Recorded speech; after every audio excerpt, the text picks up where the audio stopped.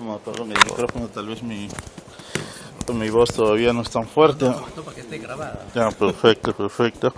A ver, vamos a ajustarlo. Y me parece que ahora tal vez esté más fuerte. Bueno, ahora sí, perfecto. Bueno, nuevamente, buenas tardes con todos. Muchas gracias, Ana, muchas gracias, Jorge, por darme la oportunidad de estar aquí para presentarles uno de los últimos resultados que hemos obtenido. De hecho, uno de los resultados que se ha obtenido, de hecho, esta semana, ya van a ver al final, sobre cómo podemos nosotros utilizar ondas térmicas para capturar el calor de tal manera que podamos, por ejemplo, traerlo desde fuera hacia adentro de nuestra casa, por ejemplo, en invierno, que es lo que necesitamos, y sacarlo desde nuestra casa hacia afuera en verano, por ejemplo. Entonces, nosotros siempre hemos estado inquietos de cómo podemos utilizar la energía que nos llega de manera natural, de manera gratuita desde el sol, ¿no?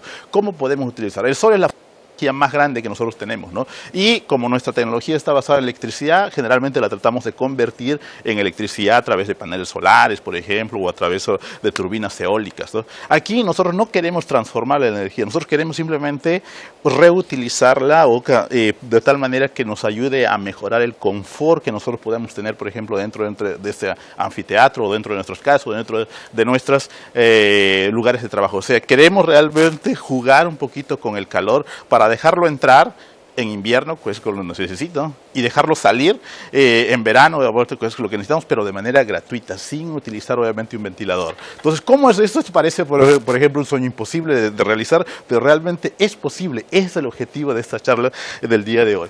De hecho, en concreto, lo que queremos hacer, nuestro sueño, obviamente, es tener, aquí tenemos nuestra habitación, acá está la parte exterior, lo que queremos, obviamente, es tener o desarrollar una ventana, por ejemplo, que nos permita sacar el calor, en verano, sacarlo de nuestra habitación, sacarlo hacia afuera y traerlo hacia adentro cuando estemos en invierno, por ejemplo.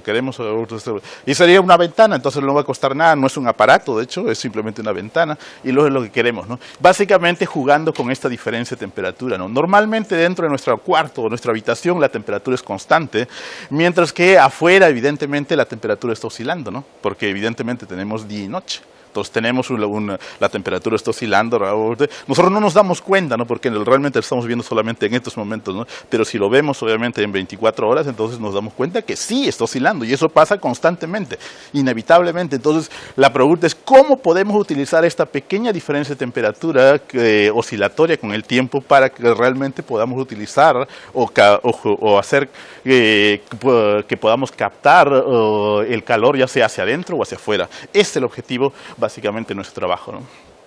Bueno, para hacer eso voy a empezar dando una pequeña explicación sobre los fundamentos de las ondas térmicas. Primero, ¿qué son? Luego vamos a hablar de la conductividad térmica de materiales que depende de la temperatura, que es una condición fundamental para conseguir el efecto que les acabo de mencionar. Luego vamos a hablar de la energía térmica, o sea, cuántos watts nos pueden dar estas ondas térmicas y finalmente vamos a concluir con algunos aspectos fundamentales. Bueno, las ondas térmicas simplemente son ondas que se propagan dentro del material cuando lo iluminamos con un láser, por ejemplo, o con la luz del sol de una manera modulada. Es decir, tenemos una intensidad, pero esta intensidad está modulada en el tiempo a través de una frecuencia, ¿no? Entonces, eso es lo que nosotros tenemos de manera natural. Evidentemente, este rol de iluminación puede ser el sol, por ejemplo, o cualquier otro láser, por ejemplo, que está prendiéndose y apagándose, ¿no? Lo cual es muy común que va a hacer en el laboratorio, ¿no? Entonces, cuando queremos determinar la temperatura dentro del material, nosotros tenemos que resolver esta pequeña ecuación diferencial que nosotros vemos ahí, que nosotros llamamos ecuación de difusión de calor. Entonces, y cuando la resolvemos, de hecho, para la componente está modulada, aquí la temperatura en general tiene una parte que no cambia con el tiempo y otra parte que sí lo hace. Entonces, y esta es la componente que nosotros llamamos componente de la temperatura de onda térmica. Entonces, cuando resolvemos para esta componente, encontramos que la temperatura tiene ese comportamiento como una función exponencial aquí y un coseno que va variando aquí, como se dan cuenta. Y como nosotros queremos determinar esto, cómo varía esa temperatura sobre un periodo, es decir, un periodo T igual a 2pi sobre omega, por ejemplo, cuando calculamos el promedio de esto nos damos cuenta que es 0. Es decir, en promedio las ondas térmicas no tienen una temperatura promedio, o sea, no están obviamente ayudándonos a calentar. Entonces, de la misma manera, si calculamos el flujo de calor determinado por una ecuación muy conocida de mi tocayo Joseph Fourier, un francés de hecho, este es el flujo de calor que nosotros determinamos, muy similar a la temperatura, tiene este comportamiento, y nuevamente acá tenemos un coseno, cuando determinamos el promedio de este coseno, seno sobre un periodo, es decir, digamos sobre 24 horas, por ejemplo, nos damos cuenta que el flujo de calor es cero. Es decir, las ondas térmicas no transportan un calor neto. Entonces, y eso es lo que está pasando. Entonces, y la pregunta es, bueno, es un cálculo matemático. ¿Por qué? Un físico se puede preguntar, ¿no? ¿Por qué está pasando esto? Entonces, aquí está la aplicación. Bueno, aquí teníamos algunas animaciones, pero aquí podemos darnos cuenta, por ejemplo, que cuando trazamos esa formulita como una función de la posición y trazamos las curvas, por ejemplo, para dos tiempos característicos, por ejemplo, nos damos cuenta aquí, el flujo de calor que siempre es proporcional a la temperatura, cuando la temperatura es alta, por ejemplo, tiene un valor, que sería este de acá, por ejemplo, y cuando la temperatura es baja, como esta, por ejemplo, la temperatura ha pasado de este valor a este valor, tiene este valor. Entonces, como la conductividad a este tiempo, y a este tiempo es la misma, entonces el flujo de calor en esta dirección y en esta dirección es la misma, por lo tanto, en promedio hacen un promedio cero.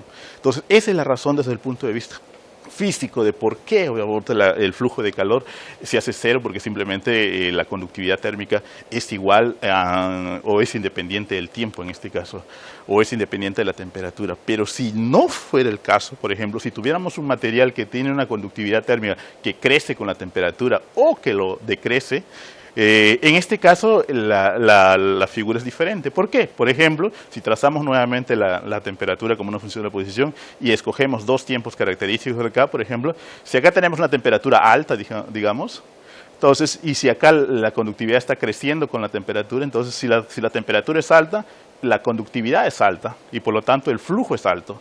Pero si acá la temperatura es baja, entonces la conductividad es baja y por lo tanto el flujo de calor es bajo.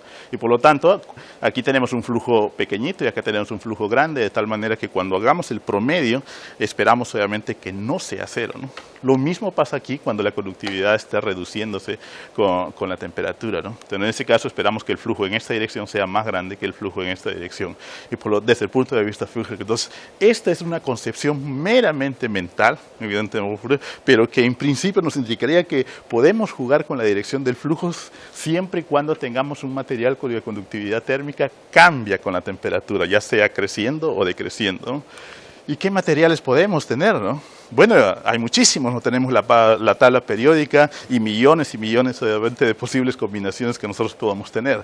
Nosotros hemos empezado con materiales muy sencillos, muy comunes. Por ejemplo, uno de los más comunes en la naturaleza es el silicio, por ejemplo, que tiene esta conductividad térmica que ustedes ven acá a través de los puntos negritos, que ustedes ven aquí, tiene un cambio bastante grande, ¿no? Y lo bonito de esto es que en esta parte, para temperaturas menores a 40 Kelvin, la conductividad crece con la temperatura y para temperaturas mayores decrece.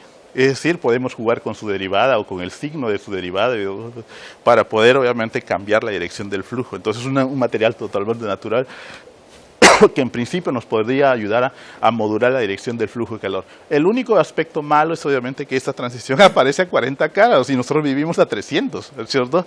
Entonces tenemos que usar otro material. Y otro material de esos es el dióxido de vanadio, por ejemplo. El dióxido de vanadio no tiene un pico como este de acá, pero sí tiene una transición entre una conductividad térmica baja y una conductividad alta a través de la línea roja que ustedes pueden ver aquí, entre 340 y 345. Grados Kelvin, más cerquita a la temperatura ambiente, pero todavía no a 300. Entonces, lamentablemente no hemos podido encontrar hasta el momento un material que nos tenga una temperatura de transición a través de 300 grados. Seguramente habrá que desarrollarlo, pero aquí tenemos algunos ejemplos y que eso nos sirven obviamente para poder ilustrar el efecto que nosotros queremos conseguir, ¿no? Perdón. Aquí, por ejemplo, tenemos, digamos, ¿qué es lo que tenemos? Por ejemplo, si nos imaginamos, si queremos cuantificar cuánto flujo, cuántos watts puedo traer hacia adentro o traer hacia afuera, entonces vamos a resolver un problema matemático, de hecho, o un problema físico-matemático. Imaginemos que acá tenemos la parte de afuera, por ejemplo, la parte de afuera de nuestra ventana. Acá tenemos nuestra ventana, por ejemplo, que soporta el transporte de calor a través de ella. Aquí tenemos la parte de afuera, por ejemplo, cuya temperatura está oscilando con el tiempo. Y acá tenemos la parte de adentro, por ejemplo, cuya temperatura normalmente es casi constante porque nosotros le metemos ahí nuestro radiador para mantenerla constante, ¿no?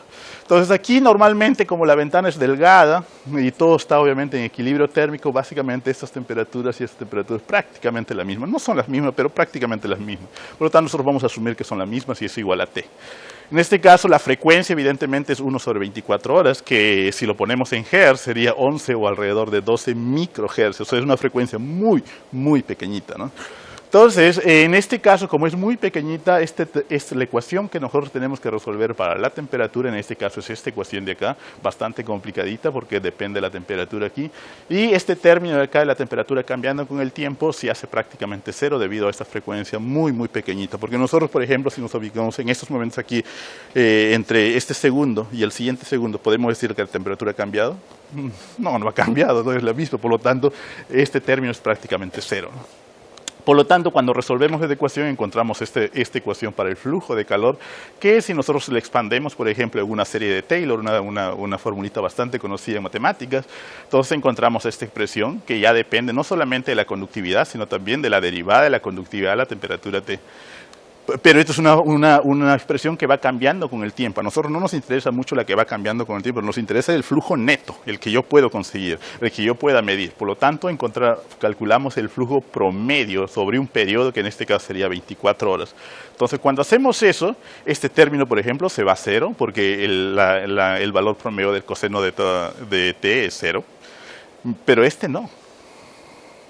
Entonces encontramos que el flujo promedio o el flujo neto, el que yo podamos cosechar o captar del ambiente sería básicamente este, que en este caso cambia con la derivada de la temperatura, ya no con la conductividad como pasa aquí, sino con la derivada de la conductividad térmica y crece con el cuadrado de este delta T, de esta amplitud que ustedes ven acá. Esta es una nueva ley, obviamente, del transporte de calor para ondas térmicas que nos permiten capitalizar o encontrar un flujo de calor neto. Además, depende de la derivada, y esta derivada puede ser positiva o negativa, es decir, podemos jugar con la dirección del flujo de calor, es decir, podemos hacer que entre o salga a través de la ventana, es algo muy, muy interesante, ¿no? Por ejemplo, aquí tenemos, por ejemplo, el caso, digamos, tenemos nuestra ventana aquí tenemos la parte exterior, la parte interior. Entonces, si nosotros tenemos, por ejemplo, si este delta T es cero, entonces es la configuración estándar, o sea, las temperaturas son constantes en este caso, y si esta diferencia de temperatura es mayor que cero, entonces el flujo de calor neto está dado por esta ecuación de acá, que es la ley de Fourier, como les acabo de decir, pero este flujo existe porque es proporcional a la conductividad térmica y a la diferencia de temperatura. Si la diferencia de temperatura es cero, este flujo es cero. Eso sabemos todos. Pero sin embargo aquí les estoy diciendo, si es que las temperaturas son iguales, TH y TC son iguales, pero el delta T es diferente de cero, aquí, entonces el flujo de calor que nosotros cosechamos, que podemos cosechar o recolectar, está dado por esta ecuación de acá, que es totalmente diferente a la que todo el mundo conoce o que aparece en el libro de texto, por ejemplo. Esta es proporcional a la conductividad térmica, esta es proporcional a la derivada de la conductividad térmica. Esta existe solamente cuando hay una diferencia de temperatura, esta existe incluso si no hay una diferencia de temperatura, siempre y cuando este delta T, la amplitud de oscilación, sea diferente de cero. Y normalmente esa amplitud de oscilación puede ser de 10 a 20 grados, dependiendo de dónde vivamos, ¿no? Porque si comparamos la temperatura, por ejemplo, a mediodía o a las 12 de la tarde, y la temperatura, por ejemplo, a las 12 de la noche, más o menos digamos que hay una diferencia de 10, 20 grados, ¿no? Entonces, ese sería nuestro delta T. Entonces, son unas nuevas leyes que acá nosotros tenemos, que nosotros queremos cuantificar ahora, ¿no? ¿Cuántos watts es lo que nos interesa? Esta es una bonita ecuación, pero queremos saber cuántos watts. Y para ello, evidentemente, tenemos que elegir un material. El primero que queremos elegir es el silicio, como les acabo de mencionar hace un rato. Este tiene una derivada que es positiva o negativa aquí o aquí, dependiendo de donde nos encontremos. Entonces, por ejemplo, si nos encontramos aquí, si establecemos que nuestra temperatura está aquí, por ejemplo, alrededor de 100 Kelvin, entonces la derivada es negativa, por lo tanto el flujo iría desde aquí hasta acá, o sea, desde adentro hacia afuera. Es decir, cuando la temperatura es alta, vamos a ir aquí, alta con respecto a este valor promedio, cuando la temperatura es alta, el flujo sería negativo, entonces, y el flujo sería desde dentro hacia afuera, que es justamente lo que queremos, porque cuando la temperatura es alta, lo que queremos obviamente es que el flujo se salga de nuestro cuarto, de nuestra habitación, de manera natural, desde adentro hacia afuera. Mientras que cuando la derivada es positiva, por ejemplo, o sea, la temperatura es baja aquí, ¿qué queremos? Que la temperatura o que el calor venga desde afuera hacia adentro. Entonces, cuando la temperatura es baja, vamos a ir aquí, Entonces, el flujo de calor es positivo y por lo tanto va desde afuera hacia adentro. Entonces, parece magia, pero no lo es. Las ecuaciones hablan por su cosa. Entonces, y no es un aparato, no es un aparato electrónico, es simplemente un material que actúa como switch, dependiendo obviamente si la temperatura es baja o alta, obviamente puede cambiar la dirección del flujo de calor de manera conveniente para nosotros, ¿no? Cuando es baja, o sea, invierno, va desde afuera hacia adentro, y cuando la temperatura es alta, va desde dentro hacia afuera. Como acabo de mencionar en la segunda diapositiva, teníamos un sueño, y este sueño se puede hacer realidad con un simple material, que no necesita que lo enchufemos para que pueda funcionar. Entonces, aquí van los numeritos.